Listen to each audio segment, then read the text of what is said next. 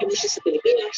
Ayun nga po, doon ako medyo nagkaroon ng sinasabi na parang rebellious stage or what. Growing up, okay pa yung relationship namin ni Papa.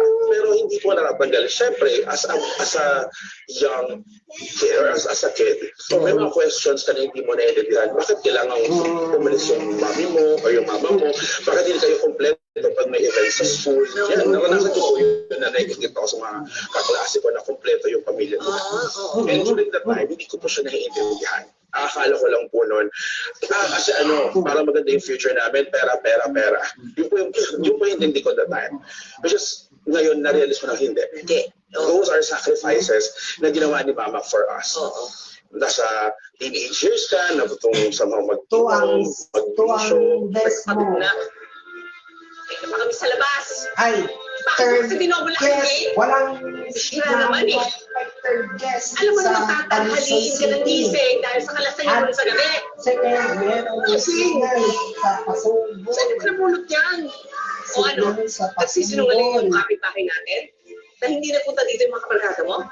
Oo nga, napunta nga dito, pero hindi kami uminom. Ano ba kami naman ngayon? Wala, sentiment Huwag lang. naman sinungaling. Alam ko mga katartaduhan ninyo. Ng guest ng Australian. Pero, ito na ba yung 10 taon na paghihirap ko sa ibang bansa? Isang anak na puro abiso, wala kang moto, walang respeto, walang utang na loob. Isang anak na wala ng nanay ng isang dekada, ma. ay connection sa Batangas. Isang anak na ito. May isang anak na ito.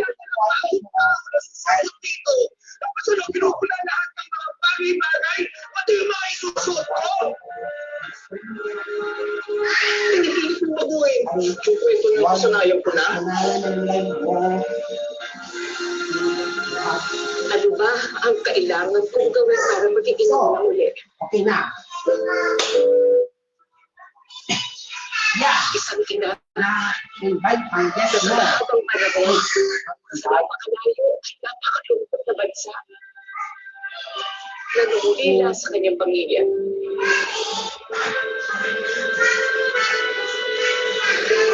Lalo na sa kanyang anak na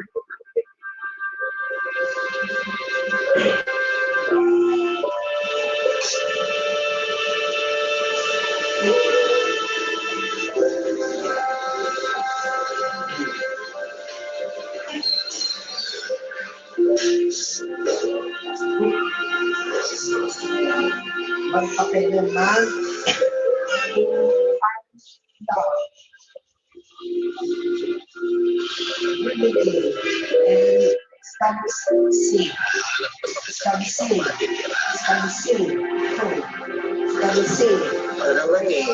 Ang wifi, ang streaming, ang stability, lahat. Masalanan ko to eh. Stability. May talento ko sa pagkante. Pero pinili kong sayangin. Kaya na-fit na lang ako ng kuwan. Sa nanay mo naman at pigilan na yung trabaho sa malayo. At ngayon naman ikaw, unti-unti ka nang lumalayo sa kanya. Kaya sana, huwag lang mawala sa'yo, walang kalimutan na kung ano at kung sino ang meron ka.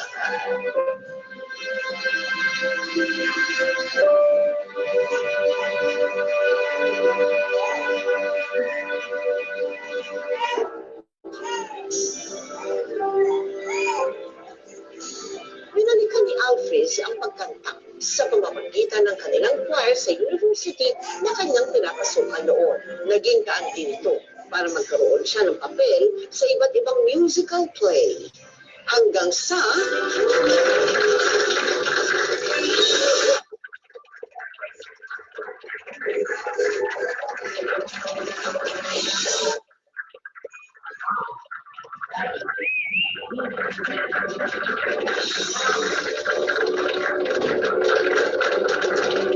naging sunod-sunod ang mga pagtatanghal ni Alfred sa live events, concerts, at musical plays na walang limitis na pinapanood loob ng kanyang ama.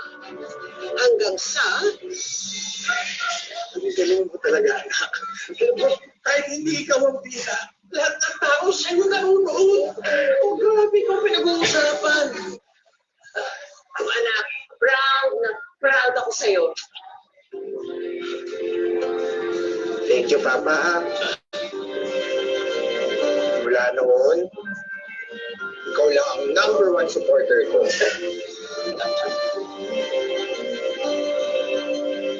Nag-match ang one copyright.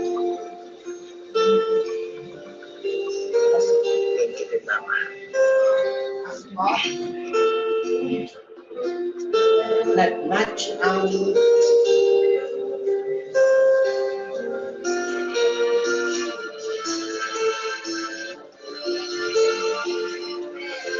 countries.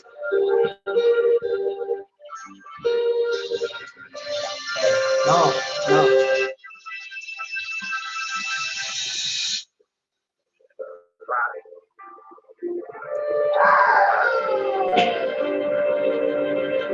May pagtatapat sana ako sa inyo. Sana lang po pag po kayo magalit. Na-realize ko lang po kasi na kapag po perform, ito po talaga yung gusto ko eh. Tsaka ito na po yung buhay ko. Kaya ako pinagtatrabahuhan ko po na sana po makapasok ako sa place sa labas po ng eskwelahan. Kaya ako tumigil ako sa pag-aaral. Ano? Isang taon na lang, matatapos ka na. Kaya nga ako nagsakripisyo na malayo sa inyong 10 taon para makatapos ka. Para magkaroon ka ng maganda kinabukasan, tapos itatapon mo lang ng ganun-ganun lang.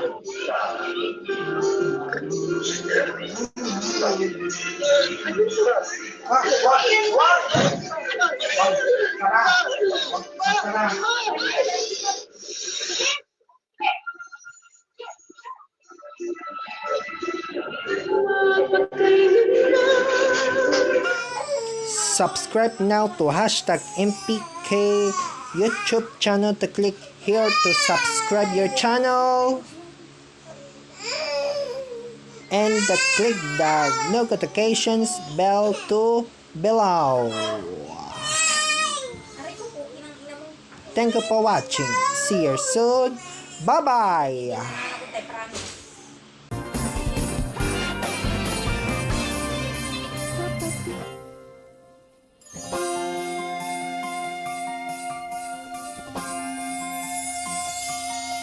Kapit.